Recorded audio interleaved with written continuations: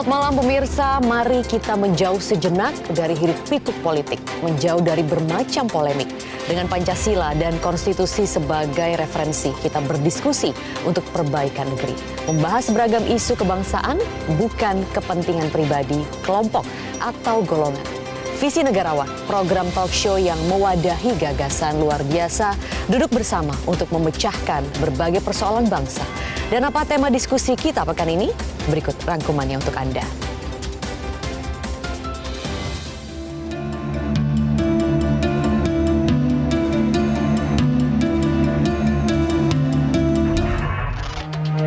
Filsuf Yunani kuno bernama Plato mendalilkan memberi kesempatan kepada rakyat untuk memerintah diri sendiri akhirnya akan membuat rakyat mendukung kekuasaan yang dikendalikan oleh para tiran. 380 tahun sebelum Masehi, Plato bertanya, tidakkah tirani tumbuh dari demokrasi? Melalui sebuah artikel yang terbit di situs Fulcrum, seorang pakar politik dari Australia mengungkap ancaman terhadap masa depan demokrasi elektoral di negara kita. Dalam artikel berjudul An Election to End All Election, Profesor Ian Wilson menyebut ada kandidat Pilpres 2024 yang berpotensi memimpin dengan tangan besi melalui pembatalan amandemen konstitusi pasca reformasi. Dampaknya, ancaman terhadap pemilu yang demokratis, perlindungan HAM, hingga pembatasan masa jabatan presiden. Politik elektoral memang tidak peduli dengan kualitas pemimpin hasil pemilu. Politik elektoral hanya peduli pada perolehan suara sebagai syarat sah untuk berkuasa. Di Indonesia, mandat rakyat menjadi landasan legalitas penguasa karena konstitusi menetapkan kekuasaan tertinggi berada di tangan rakyat. Terlepas dari menghasilkan tirani atau demokrasi, pemilu adalah sebuah legitimasi. Tentu, ada sejumlah prasyarat agar hasil pemilu menjadi legitimasi kekuasaan yang kokoh. Salah satunya adalah tingkat partisipasi pemilih. Makin banyak pemilih yang menggunakan hak politiknya, makin kuat legitimasi pemenangnya. Faktor lain adalah kualitas dan integritas proses pemilu. Bila banyak pelanggaran kecurangan dan intervensi, maka pemilu akan kehilangan legitimasi. Maka kalaulah jalannya proses demokrasi untuk melaksanakan pemilihan itu terganggu, baik oleh orang-orang yang tidak memahami, tidak mengerti esensinya, betapa pentingnya pemilu yang bebas, pemilu yang bersih, pemilu yang adil, tapi sengaja mengotorinya, merusaknya. Saudara-saudara, kita insya Allah tidak tinggal diam dan kita akan hadapin itu. Bukan hanya kita, tapi kita yakin dan percaya seluruh komponen, seluruh elemen masyarakat dengan berbagai latar belakang yang ada dan mereka miliki, apabila mereka masih mempunyai hati dan nuraninya, dan apabila mereka masih mampu menjaga akal sehatnya, mereka pasti akan menyatakan tidak ada tempat untuk mereka yang merusak jalannya perdamaian untuk melaksanakan pemilu. Pemilu 1997 tercatat dalam tinta hitam sejarah bangsa ini sebagai pesta demokrasi yang kehilangan legitimasi. Saat itu, kelompok penguasa memenangi pemilu secara meyakinkan, namun prosesnya syarat intervensi dan kecurangan. Krisis kepercayaan akhirnya berujung pada tumbangnya kekuasaan. Jangan sampai pengalaman pahit pemilu 1997 terulang kembali tahun ini. Walau saat itu gerakan reformasi menjadi angin segar untuk negeri ini, kita lebih membutuhkan konsolidasi demokrasi saat ini. Menjelang pemilu serentak 2019, Profesor Ilmu Politik Syamsuddin Haris menyatakan, kepercayaan publik adalah pondasi penting legitimasi penyelenggaraan pemilu. Sayangnya, aroma ketidakpercayaan terhadap integritas pemilu serentak 2024 makin mengemuka. Setelah kritik para budayawan, pegiat demokrasi, serta tokoh bangsa, muncul pula kritik keras dari para cendekia. Proses pemilu yang tercoreng kasus pelanggaran berat etika makin terbebani berbagai prasangka, seperti tudingan politisasi bansos, tudingan tekanan politik melalui penegak hukum, dan sebagainya. Dapatkah membanggakan kemenangan kontestasi bila dicapai melalui kecurangan, paksaan, dan intimidasi? Bagaimana mempertahankan legitimasi bila diperoleh melalui intervensi?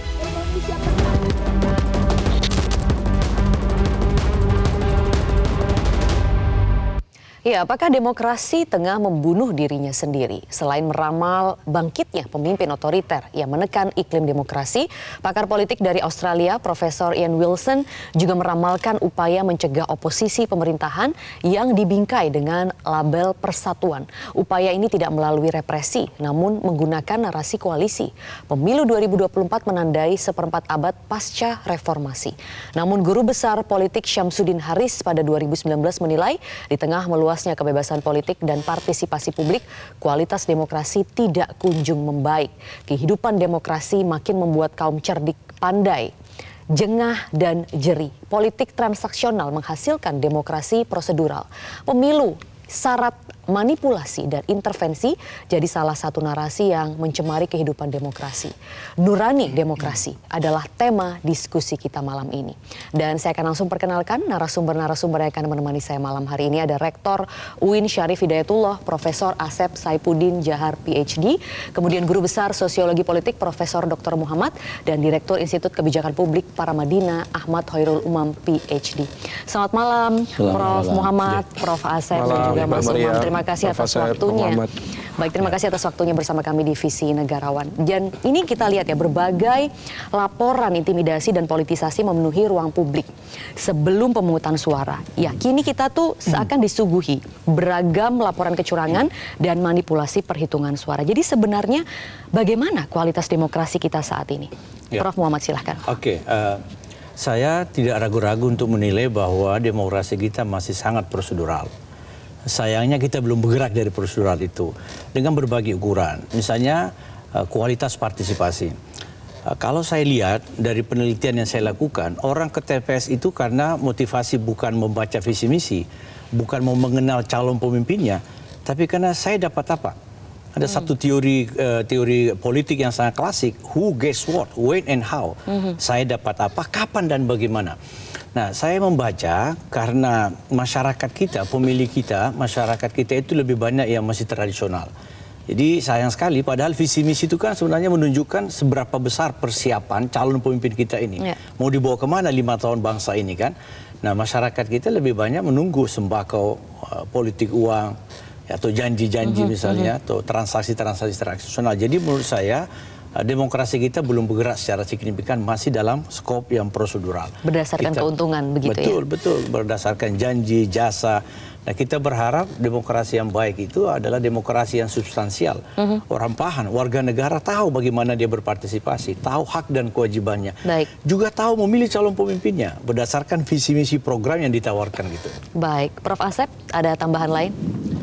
Ya, tentu dalam konteks ini semestinya kita mengawali dari proses elektoral itu sendiri, atau kemudian juga ada lembaga elektoral sendiri yang artinya bertanggung jawab di dalam penyelesaian ataupun proses pemilu, dan juga ada pengontrol ya, ada KPU, ada Bawaslu. Ya, semestinya lembaga ini juga punya peran dalam arti Bawaslu dia punya data-data, kemudian ada penegak hukum.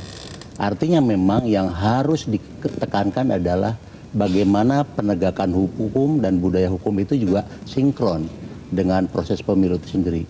Memang di dalam proses pemilu ini adalah sebuah kontestasi ya. Tapi kontestasi atau konflik yang mana adalah konflik yang legal. Karena dia adalah sebagai suatu proses demokrasi untuk mencapai untuk proses politik itu sendiri. Nah, disinilah terjadi kerancuan lembaga-lembaga ini sebenarnya punya daya kontrol atau tidak ketika ada temuan-temuan. Jelas temuan-temuan itu kan bisa dicatat, dilaporkan, kemudian ada hubungannya nggak dengan diskualifikasi dari mereka yang terlibat di dalam tanda kutip memang dituduh kecurangan misalnya. Baik. Itu kira-kira dalam konteks ininya. Ya, kalau kita ke belakang, tentu inilah yang kita lihat adanya budaya politik kita yang memang rendah. Jadi adalah civil liberty, kebebasan sipil, dan juga budaya politik yang memang akhir-akhir ini makin turun. Dari 2021 ke 2022 juga turun. Sekarang disebutkan itu secara total memang kita berada dalam konteks indeks demokrasinya 6,7. Iya. Menurun begitu ya. Tetapi di dalam civil liberty dan budaya politik, the political culture ini sangat rendah sekali, dapat nilai 4, berapa. Apa yang menyebabkan demikian, Prof? Nah inilah tentu lingkup masyarakat, literasi politik, kemudian ada oligarki yang bermain, dan juga partai politik, dan lain sebagainya ini ikut berperan. Dan di sini tentunya perlu ada sebuah dorongan-dorongan yang kuat dari masyarakat sipil ya. Dari kampus, dari jurnalistik, dari berbagai elemen masyarakat. Terutama misalnya organisasi-organisasi non-pemerintah kayak Ormas Islam dan lain sebagainya. Saya pikir harus ada di dalam suatu arus yang sama ya. Untuk satu yang harus kita tekankan itu. Politik berbasis Pancasila. Untuk memperbaiki kualitas demokrasi ya. Mas Umam, apakah kita masih bisa mengatakan demokrasi kita ini berkualitas? Konteks demokrasi tentu memiliki catatan. Memang di satu sisi kita mencoba untuk berbaga diri. Kita masih ingat dulu ya di momentum 1970-an, 1980-an, 1990-an, hampir semua kekuatan Western itu memberikan tudingan yang sangat tegas bahwa seolah kemudian Islam tidak kompatibel terhadap demokrasi. Tetapi fakta politik di Indonesia menegaskan bahwa demokrasi lahir dari rahim politik masyarakat Islam terbesar di dunia. Dalam konteks kehadiran demokrasi tentu itu diapresiasi. Tetapi yang kemudian menjadi concern kita adalah bagaimana kemudian kualitas demokrasi itu sendiri.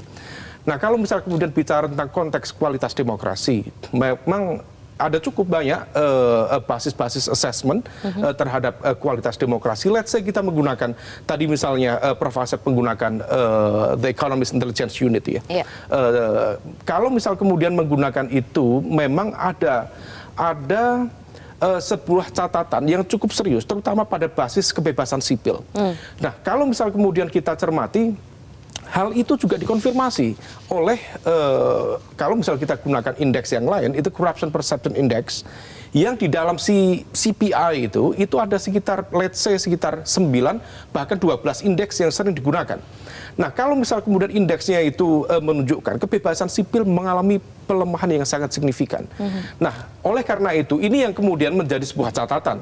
Belum lagi nanti yang lain, karena kebebasan sipil satu hal, masyarakat sipil per hari ini relatif terfragmentasi, mengalami pelemahan-pelemahan yang dulu begitu powerful menyuarakan suara kritis, per hari ini seolah kemudian tiarap semua. Bukan hanya masyarakat sipil secara general, termasuk Islamic based civil society, kekuatan masyarakat sipil berbasis Islam yang harusnya menjadi misalnya kekuatan dengan visi kebangsaan yang lebih besar, bukan hanya justru menjadi alat politik yang kemudian mengurusi politik recehan. Nah, sementara di sisi yang lain ada juga situasi, kalau misal kita menggunakan indikator dalam CPI, Corruption Perception Index, dalam konteks penegakan hukum, ada sebuah fakta politisasi penegakan hukum. Dan itu impact-nya bisa kemana-mana. Impact-nya terhadap kualitas hukum itu sendiri, keadilan, termasuk terhadap jalannya demokrasi. Ada proses kemudian negosiasi di sana, kompromi kepentingan di sana, yang seolah-olah kemudian siapa yang berani berhadapan dengan kekuasaan, itulah kemudian kartu yang akan dikeluarkan menggunakan penegakan hukum. Nah, ini yang kemudian merembetnya kemana-mana, termasuk dalam konteks pemilu saat ini. Kalau kita menggunakan terminologi yang dipakai oleh Jim Lane Sapel, dia menggunakan terminologi autocratic legalism. Apa yang terjadi di MK kemarin dalam konteks putusan perkara nomor 90, itu bisa dilihat dalam konteks autocratic legalism. Secara legal, formal, sah. Tetapi dalam konteks basis etiknya, itu memunculkan sebuah pertanyaan besar. Meskipun tentu dalam konteks kesepakatan kolektif bernegara, ya legal formal, tetapi ada rasa yang terusik di sana. Nah, rasa itulah yang kemudian sebenarnya menjadi ruh dari kekuatan demokrasi. Dan itu akhirnya mencederai itu ya, demokrasi itu sendiri, karena moral-moral itu hilang. Baik, kita akan masih bahas lebih lanjut ya mengenai kemunduran demokrasi ini. Namun visi negarawan harus jeda terlebih dahulu. Pemirsa jangan kemana-mana, tetap bersama kami.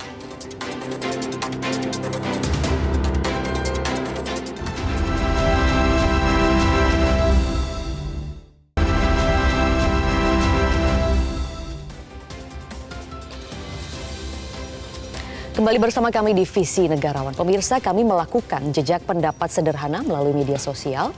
Hasilnya, responden yang setuju dan tidak setuju konstitusi kembali pada UUD 45 sebelum reformasi jumlahnya berimbang.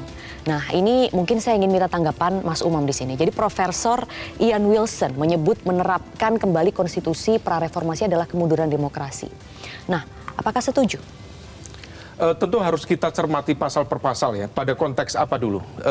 Apakah kemudian terkait dengan konteks pemilihan presiden secara langsung oleh MPR, ataukah terkait dengan ide lama yang dulu sempat menyeruak, yaitu terkait dengan konteks pemberlakuan GBHN atau apa?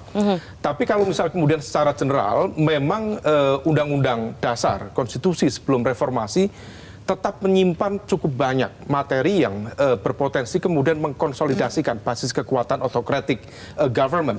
Nah, di situ yang kemudian harus kita lebih berhati-hati, jangan sampai kemudian dalam ruang demokrasi ini kita kembali setback dalam konteks ruang yang seolah kemudian kita menikmati demokrasi, tetapi kemudian rule of power-nya, permainan kekuasaannya itu kemudian menunjukkan bagaimana rekonsolidasi kekuatan autokratik itu. Nah, oleh karena itu yang bisa kita lakukan, tentu masyarakat sipil perlu didukung. Kita tidak bisa kemudian berharap 100% pada hadirnya kekuatan masyarakat sipil yang genuine, yang powerful, yang memang powernya sesuai dengan kapasitas mereka, tidak bisa. Karena memang dalam konteks ini, dalam konteks political science, kelompok strukturalis, terutama dari political economic structuralis, memang menggarisbawahi bahwa karakter dari civil society itu lebih cenderung mudah terfragmentasi. Apalagi kalau misal kemudian udah ada pembagian kue kekuasaan dan lain sebagainya. Maka yang bisa dilakukan adalah menghadirkan wake up call serius, terutama pada the ruling power. Jadi itu harus terus-menerus ya? Itu harus terus-menerus. Dan harus ada kekuatan. Makanya, dalam konteks demokrasi di Indonesia, kita tahu ada Islamic-based civil society, let's say seperti Nahdlatul Ulama, Muhammadiyah, Al-Wasliyah, Walali Wasabi Ajmain, dan teman-temannya itu. Harusnya kemudian teman-teman ini menggunakan kesempatan ini sebagai sebuah penjaga demokrasi. Jadi the guardian of democracy itu kemudian bisa diletakkan dalam satu basis yang proporsional, bukan kemudian mengurusi politik praktis. Karena yang bisa melakukan warning, melakukan approachment terhadap pemerintah dengan tensi yang bisa lebih terukur, tidak kemudian face to face berhadapan-hadapan dengan kekuasaan, ya salah satunya Islamic based civil society. Nah, maka kemudian kalau misal itu bisa dilakukan secara terus-menerus, termasuk teman-teman media, dari kekuatan media yang independen, netral, yang selama ini dipandang sebagai the healthiest pillar of democracy in Indonesia, kalau itu bisa dilakukan, saya pikir akan terjadi perubahan demokrasi di Indonesia yang lebih baik. Oke, baik. Dan ini tapi ada fenomena yang juga menarik ya. Kenapa seakan begitu ya, masyarakat ini kembali rindu pada masa lalu, walau misalnya yang dirindukan itu tidak baik. Prof. Muhammad. Ya, kan masa lalu itu tidak semuanya negatif. Ya. Kita kan manusia berakal, manusia cerdas, disuruh belajar pada masa lalu, tapi mengambil hal-hal yang positif untuk perbaikan masa depan. Jadi saya setuju Mas Umam bahwa apa yang positif dari misalnya masa lalu kita dalam berdemokrasi, menggunakan undang-undang dasar misalnya, kalau itu masih positif dan bisa menjadi sesuatu yang menginspirasi untuk lebih baik, kenapa tidak misalnya kan? Nah, jadi kita harus bisa memisahkan ya pada konteks-konteks mana kerinduan kita pada masa lalu itu bisa digunakan pada masa sekarang ya. Misalnya kebebasan. Sekarang kebebasan kita menurut saya sudah mulai bablas. Ya, begitu orang menganggap bahwa ini adalah hak yang sangat asasi, saya boleh mengkritik, saya boleh melakukan sesuatu yang mungkin saja tidak sesuai dengan apa yang dihasilkan atau ditampilkan oleh seseorang. Nah, harusnya kebebasan itu tetap bertanggung jawab. Jadi kebebasan itu bukan absolut, tidak ada kebebasan absolut. Kebebasan saya dibatasi oleh kebebasan orang lain misalnya. Demikian menurut saya yang harusnya menjadi perhatian kita. Baik, jangan hanya disuguhkan dengan yang enak-enak begitu ya, Ya, karena kepentingan betul. kesejahteraan dan lain-lain. Jadi Ya, seakan-akan oke, kembali ke masa lalu yang lebih simpel begitu, padahal sebenarnya Benar, tidak. betul. Baik, baik. Nah, pemilu ini juga semestinya menjadi solusi ya, transisi kekuasaan yang beradab tanpa pertumpahan darah, tanpa perpecahan masyarakat, tanpa kekacauan pengelolaan negara. Nah, apakah pemilu kali ini sudah mewakili proses yang bermartabat dan juga berintegritas? Prof. Asep, silahkan. Memang pemilu sekarang banyak catatan ya dari beberapa masyarakat ataupun juga penggiat masyarakat sipil terkait mulai dari proses awal yang disebut dengan electoral law-nya gimana, kemudian di proses dalam konteks pelaksanaannya. Nah, ini jangan sampai pada satu sisi ya, karena ini sudah pemilu atau sudah terjadi, jangan sampai juga ini juga meruntuhkan tatanan demokrasi yang sudah kita bangun.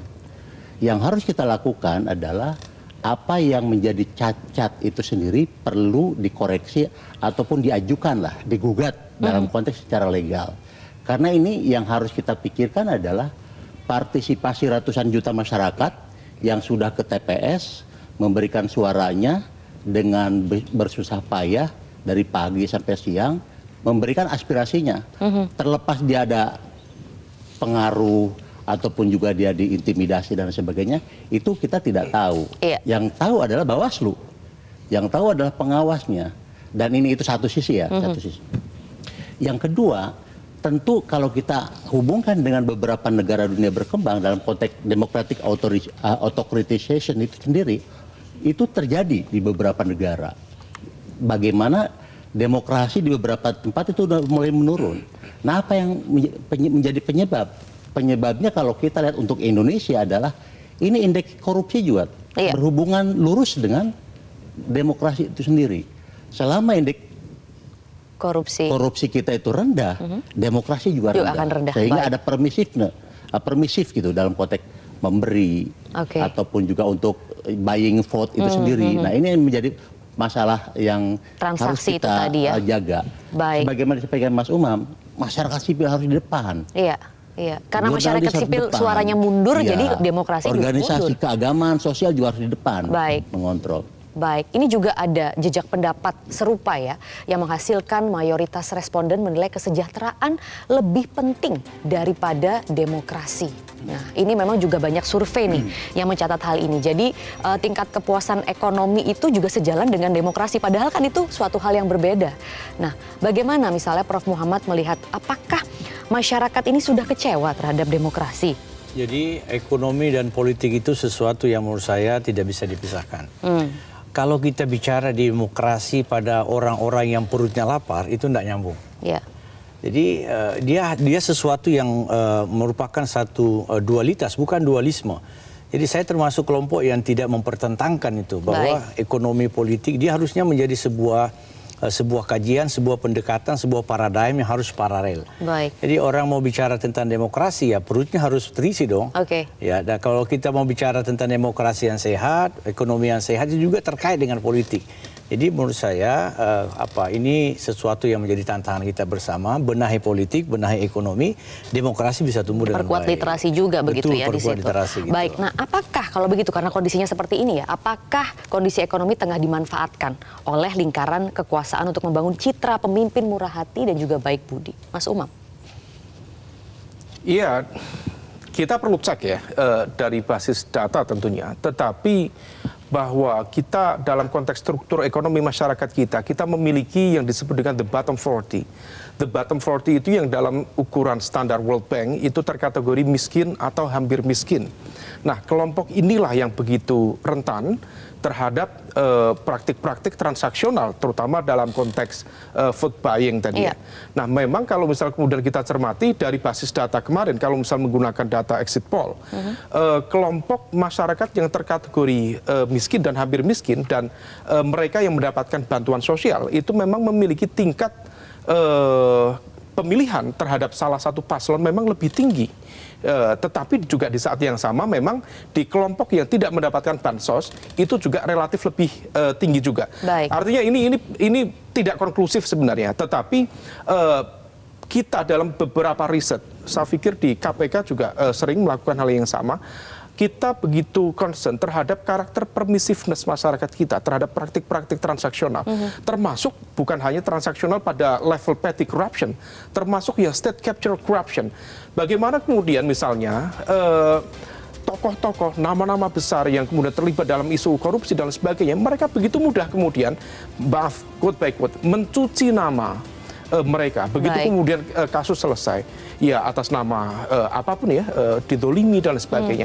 Artinya masyarakat kita juga harus diedukasi, jangan sampai kemudian penghormatan yang terlalu tinggi terhadap kekuasaan, terhadap harta, itu kemudian menjadi ukuran dalam konteks kehidupan sosial kita. Nah, kalau misal kemudian itu bisa ditata dengan baik, tentu konsolidasi demokrasi akan semakin matang, akan semakin membaik ke depan. Baik, dan apakah mahasiswa sudah tertular pikiran pragmatisme seperti ini, Prof. Asep? Tapi boleh ditahan dulu jawabannya. Kita akan jeda terlebih dahulu. Pemirsa jangan kemana-mana, tetap bersama kami di Visi Negarawan.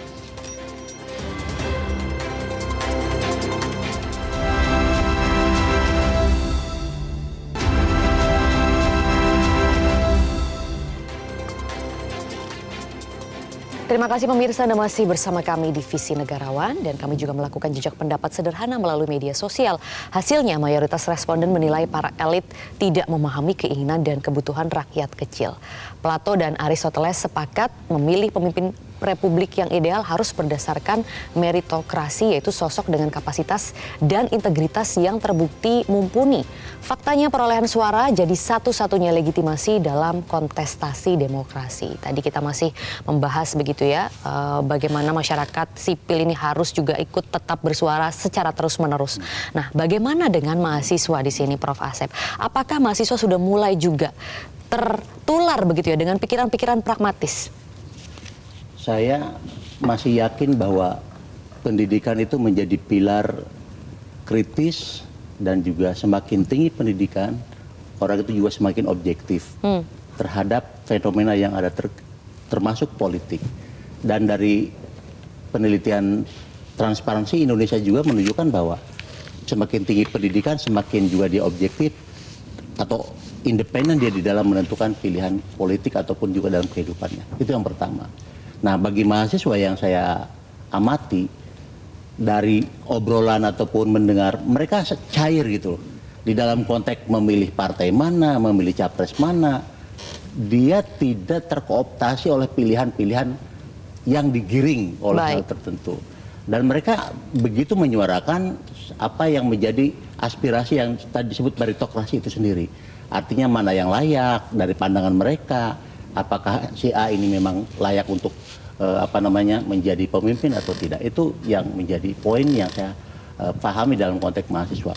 Nah, inilah yang kita juga lakukan, literasi politik. Bagaimana kita juga kerjasama dengan Komisi Penyiaran, dengan jurnalistik dan lain sebagainya, terkait bagaimana politik berintegritas, pemilu yang bersih, harmoni dan lain sebagainya. Nah, yang harus kita pahami sekarang adalah yang saya katakan tadi, budaya itu sendiri yang memang grassroots-nya adalah di beberapa daerah. Di dalam konteks bagaimana membeli suara atau mempengaruhi itu menjadi bagian yang bisa juga mempengaruhi. Sebenarnya orang ini misalnya tidak layak.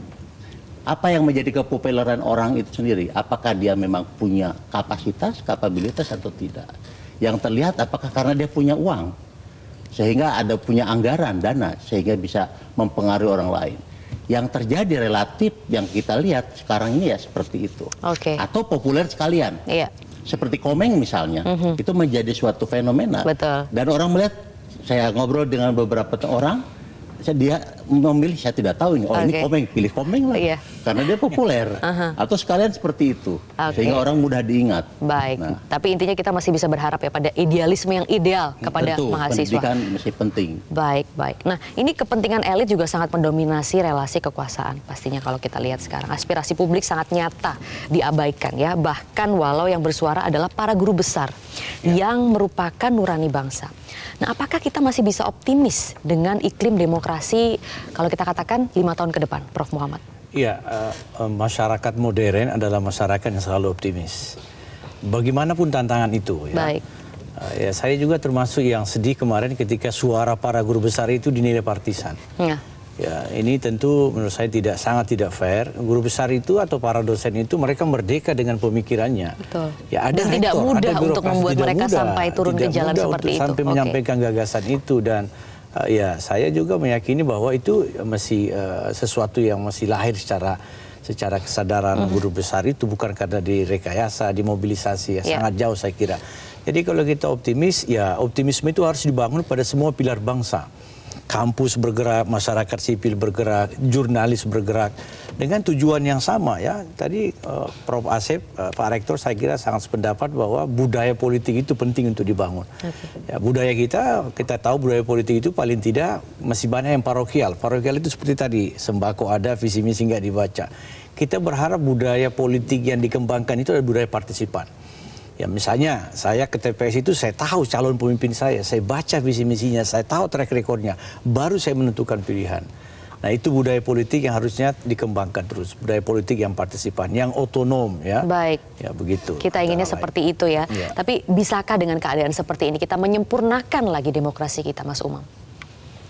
Ya, membangun masa depan harus dengan optimisme. Baik. Kita tidak bisa membangun masa depan dengan pesimisme.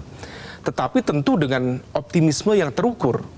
Oleh karena itu kalau misal kita memiliki cara pandang yang kemudian dianggap kritis, itu sebenarnya mencoba untuk mendekatkan realitas supaya kemudian kita lebih tahu apa saja yang kemudian harus diperbaiki. Nah kalau misal tadi terkait dengan konteks gerakan civil society misalnya, ya harus dibangun secara simultan, termasuk juga model kekuasaan pendekatannya, karena praktis kalau misal kita cermati ya bagaimana gerakan mahasiswa terkait dengan pembelaan mereka dalam amandemen Undang-Undang KPK, dalam konteks pengesahan Undang-Undang Cipta Kerja misalnya, terjadi secara masif, tetapi hanya dalam hitungan hari, praktis 1 minggu hilang semuanya.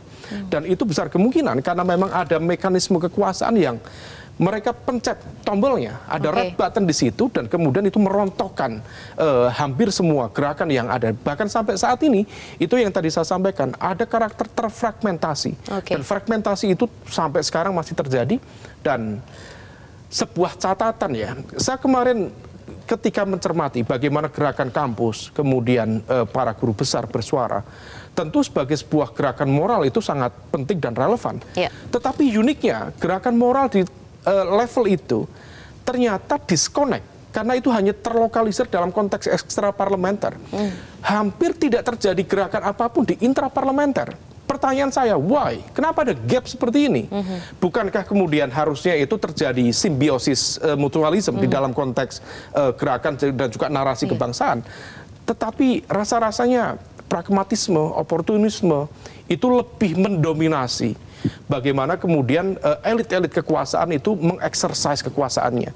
Nah, oleh karena itu ke depan tetap dibutuhkan masyarakat yang kritis, tetap dibutuhkan kemudian media yang independen, yang netral. Oleh karena itu bagaimanapun kita juga harus saling mengingatkan ya. Karena tanpa ada sebuah mekanisme check and balances, saya pikir kekuasaan akan cenderung kerap. Karena itu memang itu rumusnya. Itu yang disampaikan Acton. Saya pikir itu terjadi di mana-mana dan pelajaran di Indonesia jangan sampai kemudian menjadi situasi yang semakin memburuk. Baik. Jadi tugas kita bersama untuk menekan tombol itu ya, mengingatkan satu sama lain. Nah, pemirsa, ini ada jejak pendapat serupa juga yang menghasilkan mayoritas responden menyatakan tidak setuju dengan pemusatan kekuasaan. Ya, kalau kita lihat lanskap politik pasca pemilu, arahnya ini koalisi besar. Nah, bagaimana pengelolaan negara bila mayoritas partai politik ini dikooptasi ya melalui koalisi? Mas Umam sekali lagi juga bisa ditanggapi. Ya, ini yang kemudian menjadi sebuah ujian serius ya, karena bagaimanapun juga tentu narasi-narasi kritis terhadap pemerintah itu harus kita lihat apakah itu sesuatu yang genuine ataukah sebenarnya hanya menjadi materi bargaining position dalam konteks kekuasaan. Maka yang bisa dilakukan adalah ya kita harus menguji secara serius apakah kemudian takarannya memang betul-betul sesuai atau tidak. Namun sentralisasi kekuasaan, diakui atau tidak, itu menjadi gejala yang cukup serius, bukan hanya terjadi di Indonesia, tetapi juga di banyak negara-negara demokrasi, terutama situasi pasca pandemi. Baik. Atas nama situasi genting, atas nama kecepatan pengambilan keputusan, maka kemudian ada resentralisasi kekuasaan yang kemudian diambil secara sepihak oleh kekuatan eksekutif. Tetapi sekarang situasinya berbeda. Jangan sampai kemudian atas nama kepentingan publik, mengatasnamakan kemaslahatan umat, tetapi justru menabrak pakem-pakem dan juga prinsip-prinsip demokrasi itu sendiri. Nah ini yang kemudian yang disebut sebagai sebuah bentuk pengkhianatan terhadap nilai-nilai demokrasi. Nah oleh karena itu resentralisasi itu tidak boleh terjadi.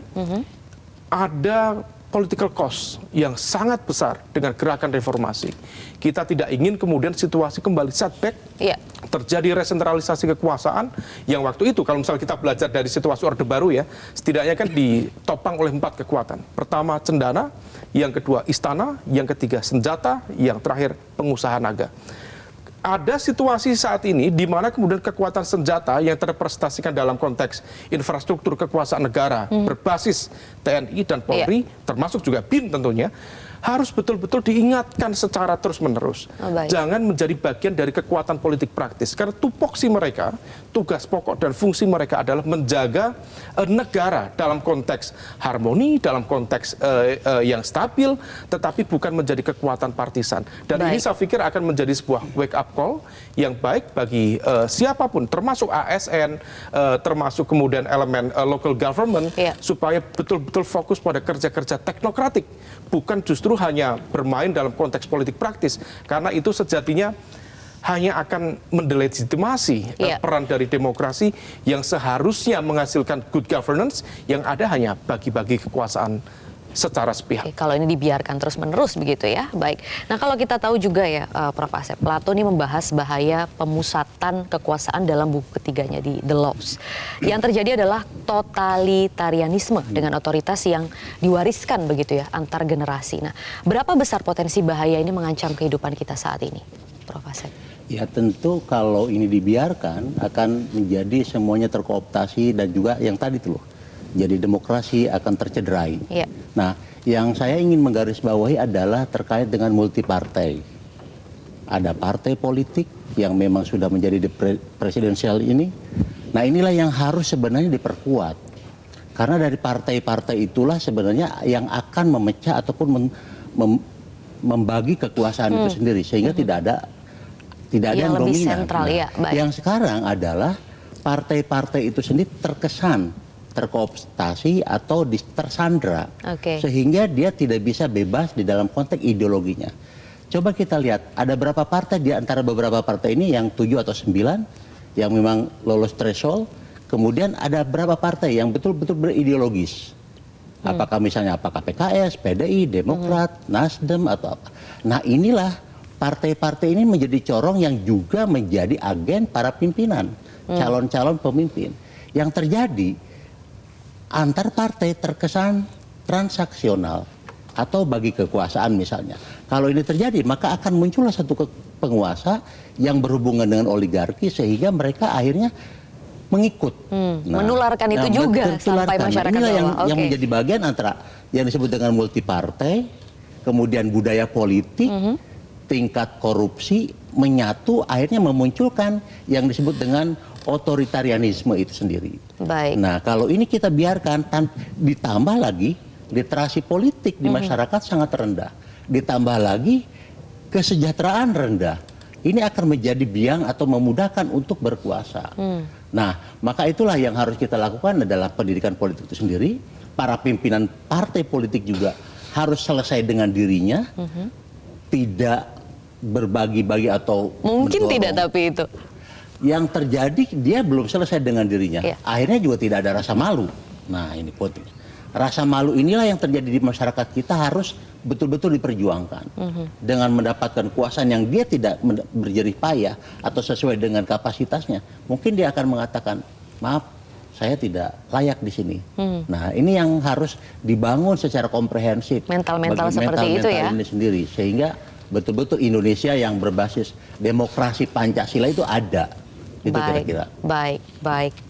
Nah, apakah mungkin ini dari pengalaman cawe-cawe begitu ya, cawe-cawe kekuasaan yang membuat masyarakat ini makin bijak? Ya, jadi begini, saya dari dulu itu nggak sependapat dengan istilah cawe-cawe. Narasinya kurang baik, kurang mendidik, kurang etis, kurang positif. Karena begini, pemerintah atau negara itu harus hadir sebagai lokomotif untuk memberikan pencerahan, pendidikan yang baik, pendidikan politik yang baik, mengenalkan hak dan kewajiban warga negara. Itu sebenarnya kita berharap dari pemerintahan ini. Jadi masyarakat itu benar-benar diedukasi secara tepat, secara benar, dengan budaya politik yang baik.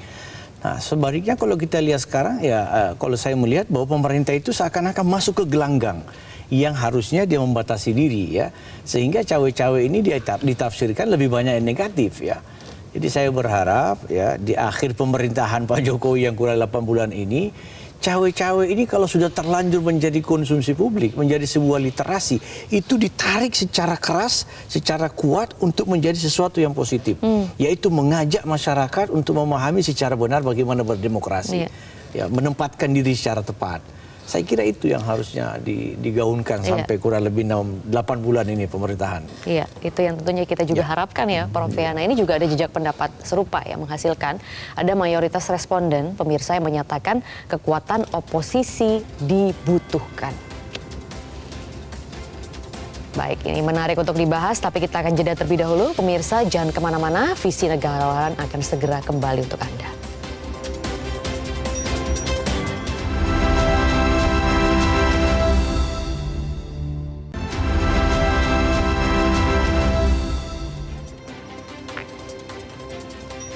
Anda masih bersama kami pemirsa di Visi Negarawan. Tadi kalau kita menyaksikan ya, responden menyatakan kekuatan oposisi ini dibutuhkan. Nah, berarti oposisi ini tidak hanya asal lawan, tapi juga jadi kekuatan moral pengontrol kekuasaan. Prof. Asep, setujukah?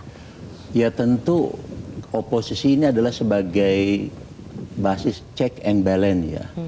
Yang disebut sebagai kontrol atau pengingat ya. Kalau dalam bahasa agama namanya tawasau bil haqqi wa tawasau bis sabr. Saling menasehati, mengingatkan, mengontrol dengan baik. Dan ini adalah dalam konteks demokrasi Pancasila semestinya begitu. Yaitu dengan adanya kerakyatan yang dipimpin oleh hikmat kebijaksanaan dalam perwakilan itu sendiri menjadi suatu hal yang baik. Nah, dalam poinnya adalah apakah ada di antara kelompok partai ini yang rela sehingga dia menjadi oposan dan bersedia tidak mendapatkan dalam tanda kutip kue politik misalnya. Dia mungkin tidak mendapatkan akses kepada ekonomi, bisnis dan sebagainya atau hanya sedikit.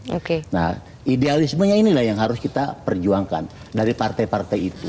Jangan sampai partai-partai ini setelah ini berebut untuk bergabung untuk sekedar mendapatkan. Karena kita lihat sudah mulai seperti itu ya, Prof. Nah, mungkin ya diharapkan tidak boleh lah. Harus ada check and balance apa dari partai-partai itu. Dan ini adalah menjadi suatu hal yang penting di berbagai negara juga adanya oposan.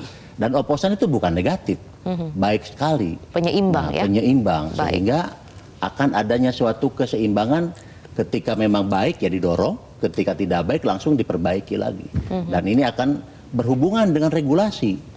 Hukum-hukum yang akan dibuat di parlemen. Kalau ini tidak ada oposan, akhirnya menjadi bagian yang transaksional sendiri dalam konteks aturan-aturan yang dibuat. Seharusnya memang jangan dihilangkan ya, tapi ada upaya-upaya yang terus menghilangkan oposisi ini, Mas Umam. Bagaimana? Iya, oposisi itu adalah sebuah keniscayaan dalam sistem berdemokrasi. Karena bagaimanapun juga, without opposition, power tends to corrupt. Karena tidak ada check and balances.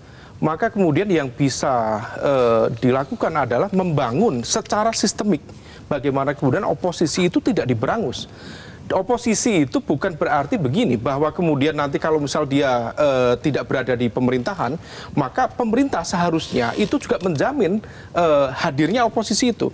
Jangan kemudian ini bukan soal transaksi logistik politik ya, tetapi juga bagaimana stabilitas internal partainya dijaga. Jangan sampai kemudian nanti tiba-tiba ada operasi gabungan dari eksternal dan internal untuk menggoyah kepemimpinan di dalam, kemudian melakukan take over kekuasaan di dalam partai. Itu kan sesuatu yang bagi partai-partai tertentu itu juga sangat mengerikan, karena itu kemudian seolah kemudian mereka dipaksa sedemikian rupa untuk bernegosiasi, untuk berkompromi kepentingan.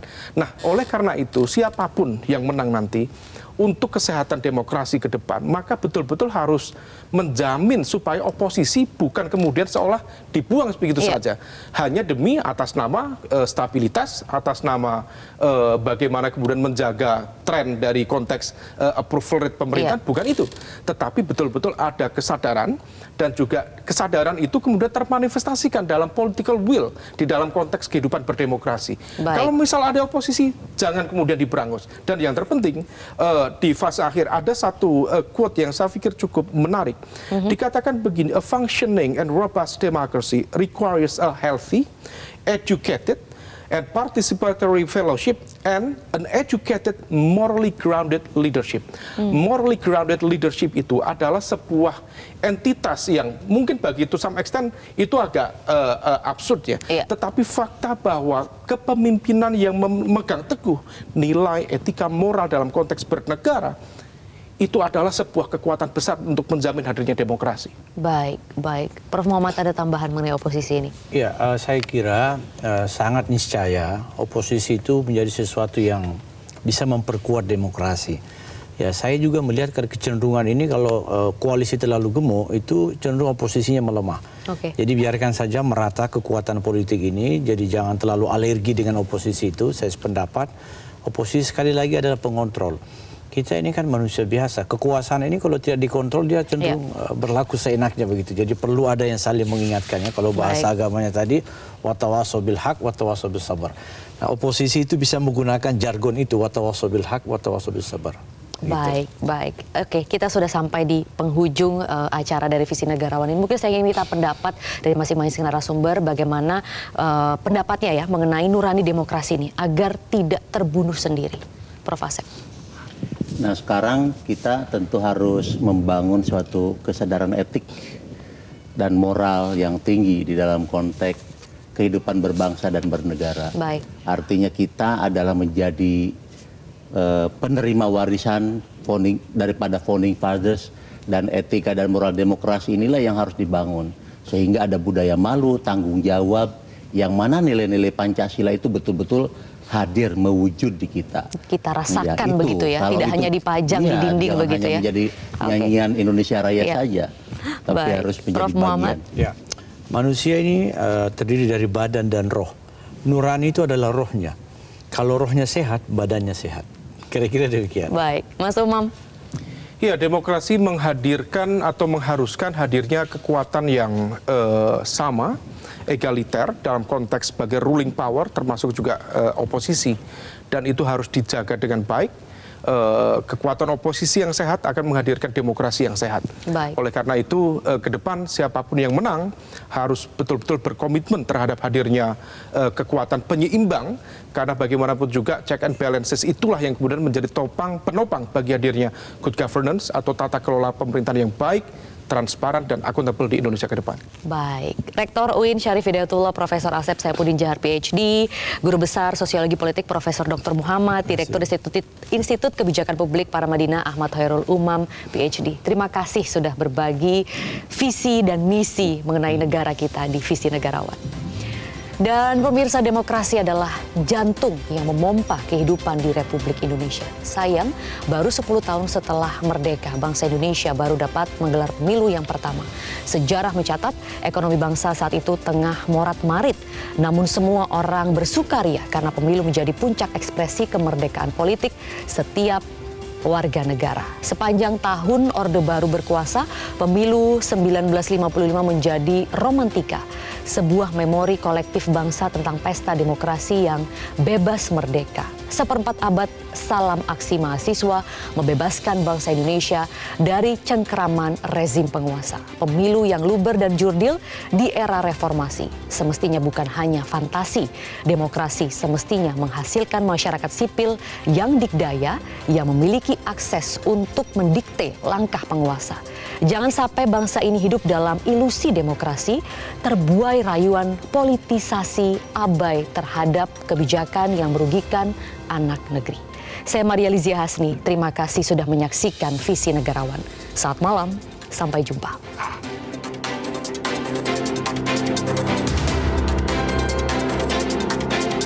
Jelajahi cara baru mendapatkan informasi. Download Metro TV Extend sekarang.